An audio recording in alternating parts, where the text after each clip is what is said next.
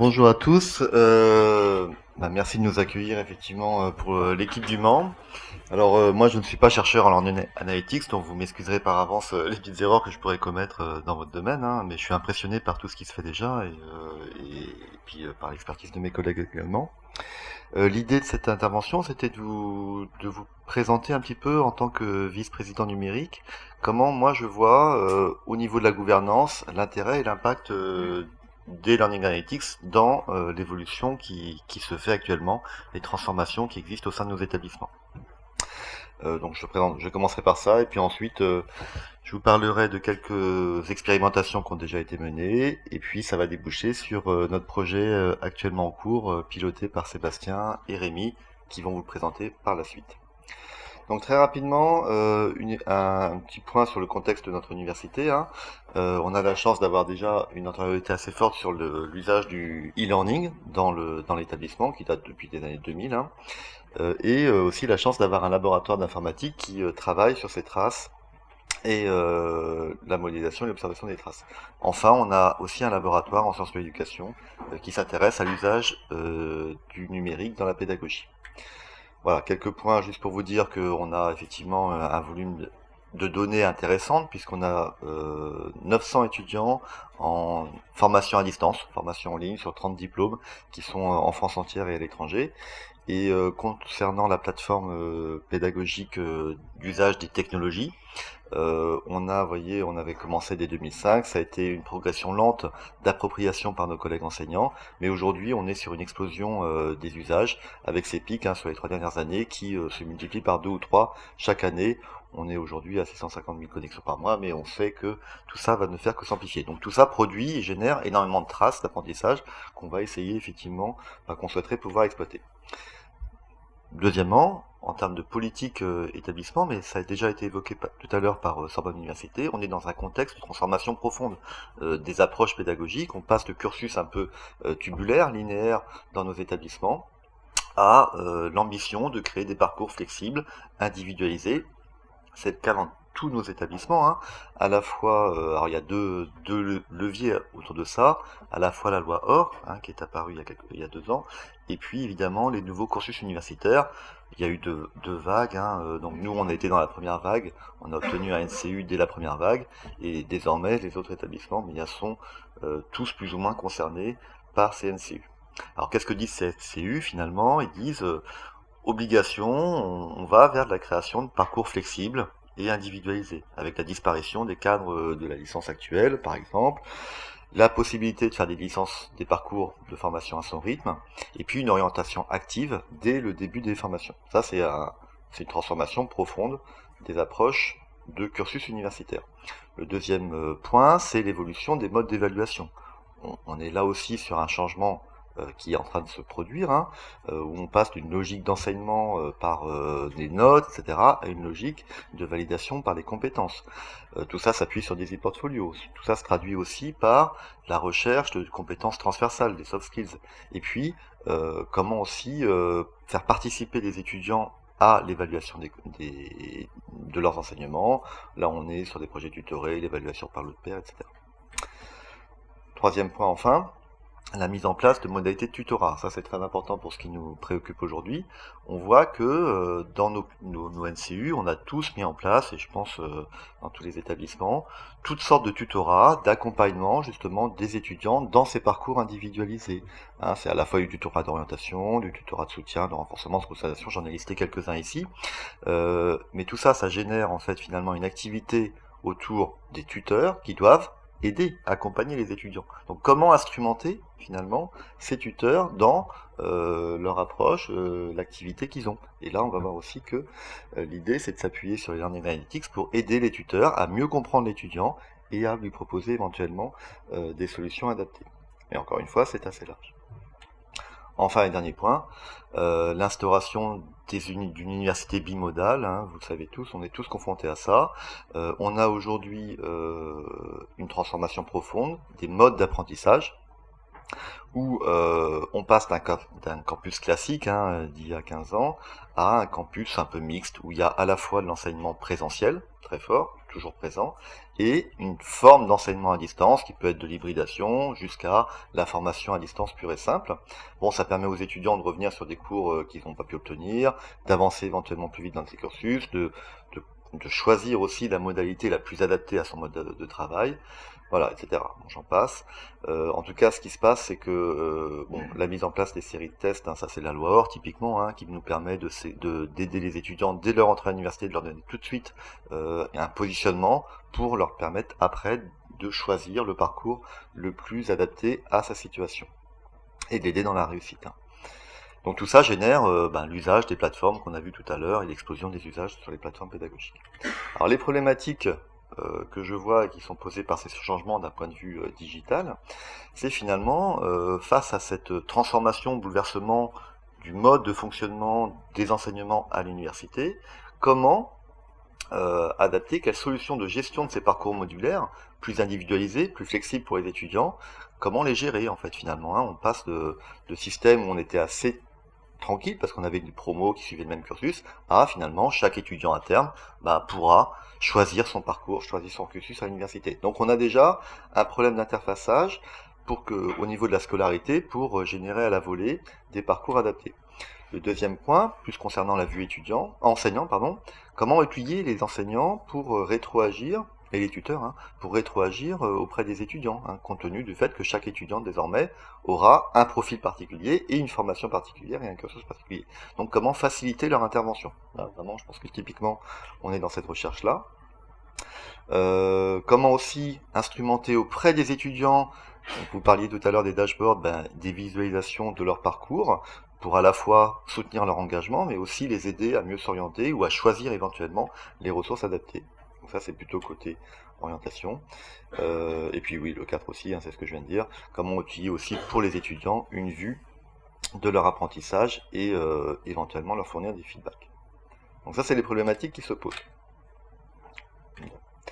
Alors, le projet qu'on essaye de mener, nous, à Le Mans Université, c'est un projet en appui sur les laboratoires que je viens de citer, le CREN et le LUM, les services d'appui aussi qu'on a, hein, service SUP, service KISS, service TSI. On est vraiment techniquement dans un projet de R&D, hein, de recherche et développement, on n'est pas non plus encore en train d'instrumenter des choses très standards. Mais l'idée, c'est dans cet écosystème, enfin ces éléments que j'ai pu évoquer, hein, la loi OR, les NCU, les problématiques d'insertion et d'orientation professionnelle, la diversité de l'écosystème pédagogique, vous l'avez un peu évoqué tout à l'heure, Monsieur Noël, c'est l'idée aussi qu'on a aujourd'hui dans nos établissements différents outils, hein, un e-portfolio, une plateforme vidéo, un DLMS, tout ça, il faudrait pouvoir les agréger pour fournir à l'étudiant un environnement numérique d'apprentissage global qui facilite le travail des étudiants, qui facilite le travail des enseignants et qui aussi génère des données pour l'administration afin d'optimiser les coûts. Et alors, la question c'est est-ce qu'on peut s'appuyer sur les Learning Analytics pour nous aider dans ce projet? C'est la grande question qui nous occupe. Alors ce que nous souhaiterions, c'est pouvoir permettre de mieux identifier les profils des étudiants, comprendre leur cheminement dans le parcours, faciliter la visualisation de leur progression, instrumenter le monitoring des équipes pédagogiques. Ça c'est très important, surtout que, comme je le disais tout à l'heure, notamment pour les tuteurs, qui sont souvent des jeunes étudiants qu'on engage dans les dispositifs de tutorat, il faut pouvoir les aider à assumer leurs tâches. Et puis aussi, j'en ai un petit peu parlé, mais l'idée c'est aussi de prédire et de gérer les ressources nécessaires d'un point de vue établissement, hein, à la mise en place de ces dispositifs d'enseignement individualisé, afin d'optimiser et d'adapter effectivement les moyens à l'ambition qu'on se donne. Voilà pour nos enjeux. Le deuxième chose, c'est qu'est-ce qu'on a fait et puis où on va demain. Donc, qu'est-ce qu'on a déjà fait au niveau de notre établissement? Bien, on a essayé d'améliorer un peu le confort des étudiants pour faciliter leur persistance dans les apprentissages. Ça, c'est notre historique de tout l'enseignement à distance, tout l'enseignement hybride qu'on a développé depuis une quinzaine d'années, même 20 ans maintenant. Donc je vais vous les passer très rapidement, hein, je vais faire très vite parce que ça ne s'appuie pas forcément sur les Learning Analytics, hein, mais c'est pour vous donner une illustration de ce qu'on a essayé de faire. Donc on a un projet tableau de bord, on a essayé de travailler sur un plugin Moodle facilitant le travail des tuteurs, c'est ce qu'on a appelé le rapport tuteur. On a travaillé on a été labellisé aussi sur une AMI nationale autour des traces d'apprentissage pour la formation continue à distance, hein, donc c'est le projet ATF Doodle. et qui est maintenant en place, hein, et disponible. Et puis l'idée, c'est de travailler avec les collègues sur l'analyse des usages. Donc on a déjà fait un travail il y a quelques années avec Sébastien. On a la chance d'avoir Sébastien et Rémi maintenant, et donc on a lancé un nouveau projet tabac, qui vont vous présenter juste après. Donc on passe rapidement quelques slides, hein, et ça va être très rapide. Tableau de bord vue étudiante, on essaie de soutenir un peu, de voir d'aider l'étudiant à mieux comprendre sa progression dans son apprentissage. Donc vous voyez les camemberts qui permettent de cibler un peu leur progression. Et puis on a des détails, hein, j'ai vraiment fait très vite. Côté enseignant, il a aussi une visualisation, un intérêt un peu la même, mais par contre on a développé un système qui permet de voir aussi à la fois la progression globale de la classe, mais aussi les statistiques de progression de l'ensemble classe. Donc c'est les histogrammes que vous voyez sur la droite. Concernant le rapport tuteur, eh bien là l'idée c'était de faciliter l'action de l'enseignant quand il intervient sur un cours à distance. Parce que finalement, vous le savez tous, en tant qu'enseignant, on a pas mal d'étudiants dans nos cours, on a pas mal d'activités. Des fois, il y a des étudiants qui vont plus vite, d'autres fois moins vite. Donc l'idée c'était d'avoir un tableau de bord pour le tuteur, de toutes les activités que doit faire l'étudiant, et sur un seul outil, accéder à l'activité, vous voyez ici, les activités à corriger, les activités qui ont été corrigées, ou les activités qui ne sont pas encore faites. Alors, donc il a ce tableau de bord avec l'ensemble des activités que vous voyez en haut, et puis la liste d'étudiants en bas. Et il sait ce qu'il doit faire ou ne pas faire, ou ce qu'il a déjà fait. Une fois qu'il rentre sur une activité, il accède directement à l'historique de l'activité. Et enfin, je ne sais pas si ça marche ici, avec un seul clic, eh bien, il accède à la correction s'il le souhaite de l'activité. Ça, c'est ce qu'on a appelé le rapport tuteur. Donc c'est un module Moodle qui est disponible, hein, d'ailleurs sur moodle.org. Et tout ce qu'on fait, on le développe en open source et on essaye de le mettre à disposition de la communauté. Voilà, troisième projet dont je parlais, le projet Attest Moodle, hein, pareil, c'est un module Moodle pour développer une solution semi-automatique de preuve d'apprentissage. Bon, alors pour ce projet-là, ce qui est intéressant par rapport à notre contexte, c'est qu'on a essayé de redonner du sens à l'attestation pour se baser sur la trace d'apprentissage et non pas sur le temps de connexion. Et c'est ça l'intérêt du projet Attest Moodle. Donc passer vraiment de l'indicateur de connexion à la réalisation d'un parcours pédagogique. Alors ce qu'on a fait, c'est qu'on a instrumenté des jalons d'apprentissage dans Moodle. Donc vous voyez par exemple ici vous avez un cours, vous voyez que certaines activités font l'objet de déclarations de jalons d'apprentissage, ce qui permet de repérer des temps d'apprentissage mais aussi des jalons. Au cours de sa formation, on établit un parcours nominal de suivi de la formation pour les étudiants, et les jalons sont présents. Quand l'étudiant va passer sur ces jalons, il va, entre guillemets, créditer un certain temps d'apprentissage, donc ça sert pour l'attestation d'information continue, mais aussi on voit dans ce cas l'avancement de l'étudiant dans son parcours. Bon, ça génère, ça nous intéresse moins ici, un acte administratif d'édition de parcours. Donc ce projet Attest Moodle, juste pour vous dire, hein, il est aujourd'hui déployé à l'échelle nationale, il y a beaucoup d'universités qui l'ont déjà utilisé, et c'est un projet AMI également, et il a été validé aussi par la DGF, enfin la Direction Générale de l'Emploi et de la Formation Professionnelle, et maintenant il y a un travail avec les OPCO pour le faire. Voilà. Bon, pour terminer, j'espère avoir respecté mon temps, oui, j'ai même gagné un peu de temps, donc ça va en laisser plus aux collègues, je suis très content. Quelques perspectives.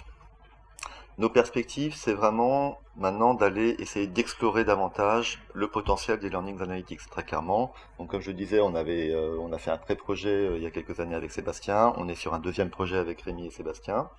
L'idée, c'est vraiment de progresser dans le développement et l'usage des outils d'assistance éducative, hein. Moi, je vois l'effort que font les collègues enseignants pour essayer de répondre à la demande des étudiants dans cette mouvance individualisée des parcours d'apprentissage. Donc, il y a des vraies charges qui pèsent sur les équipes enseignantes, vraiment. Donc comment faire en sorte que le numérique, le digital permettent de soutenir ce travail des collègues. L'autre idée, c'est évidemment faciliter la réussite des étudiants, donc comprendre leur stratégie d'apprentissage, comprendre leur cheminement, leurs difficultés, et puis, si c'est possible, d'aller jusqu'à intégrer des feedbacks pour les engager dans leur apprentissage, alors des feedbacks rassurants, engageants, remobilisants ou alertants. Vous l'évoquez tout à l'heure, peut-être, à un moment donné, faire de la prédiction, je ne sais pas si on sera capable d'aller jusque-là, pour leur proposer des ressources adaptées à leurs besoins.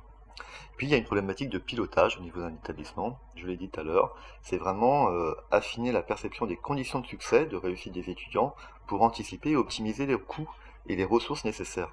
Là, c'est vraiment un enjeu de pilotage d'une offre de formation à l'échelle d'un établissement qui nécessite d'être au plus fin possible, hein, compte tenu des réductions budgétaires en plus qui pèsent sur nous en général, hein. C'est pas si évident que ça. Donc d'optimiser en fait nos moyens pour la réussite étudiante. Voilà ce que je voulais vous dire au niveau, en tant que VP numérique, hein, voilà comment nous voyons les choses au niveau d'une gouvernance. Et puis évidemment, on compte beaucoup sur nos collègues de la recherche pour nous aider dans ce domaine-là. Je voudrais rajouter un point. C'est vrai qu'on a une difficulté, enfin, c'est pas une difficulté, mais on a à la fois besoin des chercheurs, mais on a aussi besoin après d'ingénieurs, d'équipes d'ingénieurs, comme vous l'avez très bien fait, su le faire apparemment à Sorbonne Université, pour passer d'une idée de recherche, d'un travail de recherche, à une opérationnalisation des moyens. Et donc là, effectivement, il faut que nous, gouvernance aussi, on sache mettre les efforts budgétaires pour transcrire dans les faits opérationnels le travail des chercheurs. Donc on y travaille, et puis on espère y arriver. Voilà, je laisse la parole à mes collègues. Je crois que j'ai fini, oui, c'est ça.